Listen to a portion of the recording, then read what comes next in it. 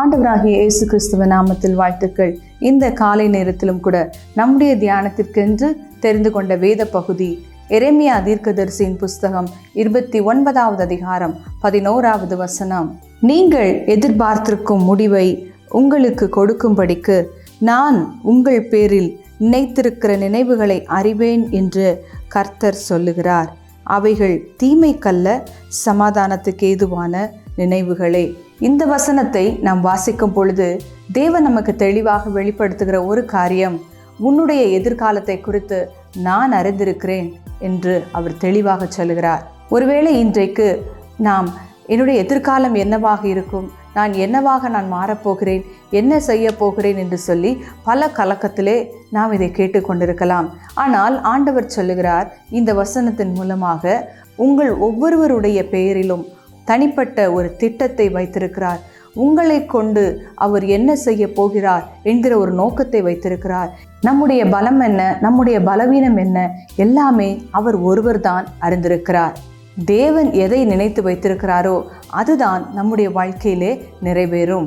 உலகத்திலே ஒரு வழக்குச் சொல் உண்டு, உன்னுடைய எதிர்காலம் உன்னுடைய கையில் தான் இருக்கிறது என்று சொல்லி அநேகர் சொல்வதுண்டு.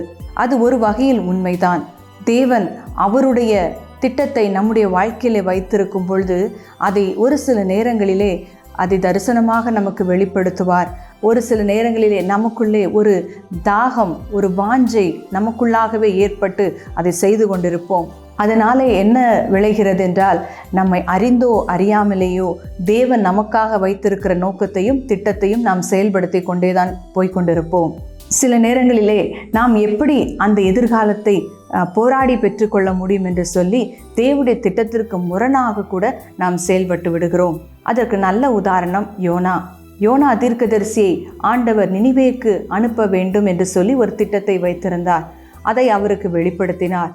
ஆனால் யோனாவோ வெளிப்படையாக தேவனை எதிர்த்து போராடுகிறார்.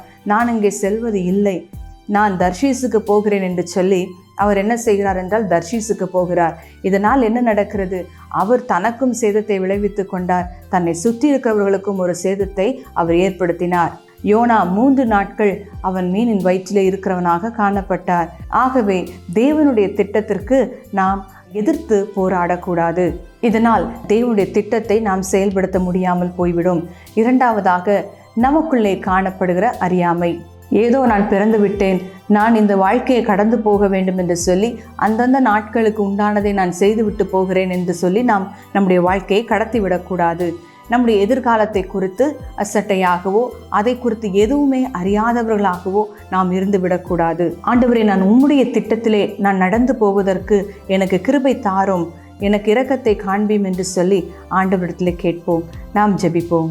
எங்களை நேசிக்கிற எங்கள் அன்பின் பரலோக பிதாவே, இந்த நாளிலும் நாங்கள் கேட்ட வார்த்தையின்படியாக எங்களை நீர் உருவாக்கினதற்கு ஒரு நோக்கம் உண்டு. நீர் எங்களை படைத்து ஒரு நோக்கத்திற்காக நீர் தெரிந்தெடுத்து வைத்திருக்கிறீர்.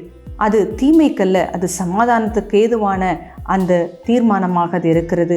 ஆனால் இந்த காலகட்டங்களிலே நாங்கள் ஒருவேளை அந்த திட்டத்தின் மையத்தோடு நாங்கள் சேர்ந்து போகாதபடிக்கு பல விதங்களிலே நாங்கள் எங்கள் திசைகளை திருப்பி சென்று கொண்டிருப்போமானால், இந்த காலைவெளியிலே எங்கள் திசைகளை நீர் மாற்றி நீர் உம்முடைய சித்தத்தின் பாதையிலே நீர் விரும்புகிற அந்த வழியிலே நீர் எங்களை நடத்தி செல்ல வேண்டும் என நாங்கள் ஜெபிக்கிறோம். உமக்கே சகல துதி கன மகிமையாவும் ஏறெடுக்கிறோம்.